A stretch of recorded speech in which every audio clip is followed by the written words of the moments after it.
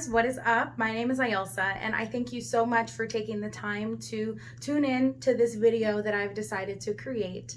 So this has been a lot, right? We've had Black people getting killed. We've had the quarantine. We've had, no, it goes the other way around, right? No, it was just the quarantine that brought to life how severe the killing really is. And I think the only reason why we're able to participate within this great awakening is because of the extensive time that we now have on our hands because of the quarantine. You can definitely say that everything happens for a reason. Everyone is focusing on Black Lives Matter. Police, stop killing us. This is a problem. We need a revolution in order to ensure that police officers will be held to the full extent of the law, and police officers will no longer feel as though they have that liberty to be able to kill unnecessarily.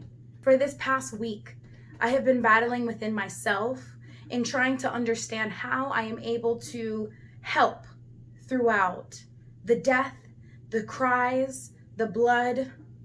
How can I help? That being said, I feel guilty. I feel as if I'm dishonoring the lives that have been lost by not actively protesting and being physically present with everything that is happening. There are countless ways that you're able to help. This was the only way that I saw fit to respond to everything that is going on, because there are so many voices that are congregating and speaking about all of this. How many young Black women have hated themselves when they were younger? Anybody? Because I know when I was growing up, I used to pull my hair so tight and hold it. If I hold it straight long enough, it just might stay straight. Can you feel me on that? I remember growing up and being told that if my hair is not straight, I am not presentable.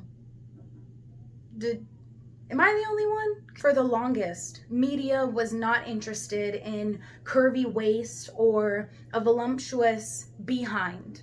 So my body was disgusting, especially being in a community that was predominantly white. Of course, we had our Hispanics, mostly Dominicanos and Puerto Ricans. Being Afro-Latina is just a little bit different because people look at me and automatically assume, esa negrita, no puede hablar español. You just call me that little black one. Or in other terms, that nigger. Let's make sure that before we speak, we are propelling love rather than hate. I remember cutting myself, hoping that the pain would bring to life an alleviation to the hate that I was feeling when that reflection would catch me. Does anyone hear what I'm saying? Within the Black community, within the Hispanic community, it is looked down upon to reach for help in regards to psychiatry. Allow me to be that individual to speak and say otherwise. It is not wrong to seek help. It is not wrong to feel damaged.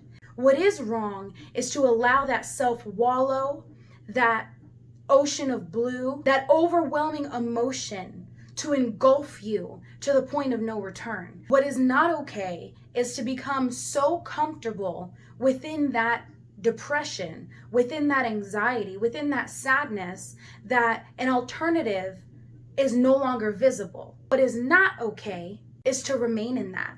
Taraji P. Henson has funded an opportunity for the people of color to seek out mental health help, and I'll make sure to link that website down below. We have to be able to talk about mental health the same way that we talk about diabetes within the Black community. It's obviously a problem. So let's make sure we're looking at all of the problems and not just the ones that are going to be able to bring in revenue to the pharmaceutical companies. You have to train your brain. The same way that the police officers are playing games with our lives is the same way that you need to play games with those thoughts coming into your mind. There's no reason why you need to stand there and take what you're throwing at yourself. When you find yourself thinking about one particular thought for too long and your mind is stuck on that track, you gotta derail it. Start thinking about things that make you happy. Is that your child? Is that your job? Is that the life before this? Whatever it is, find that positivity within your life, reach out and grab it and place that to the forefront of your mind.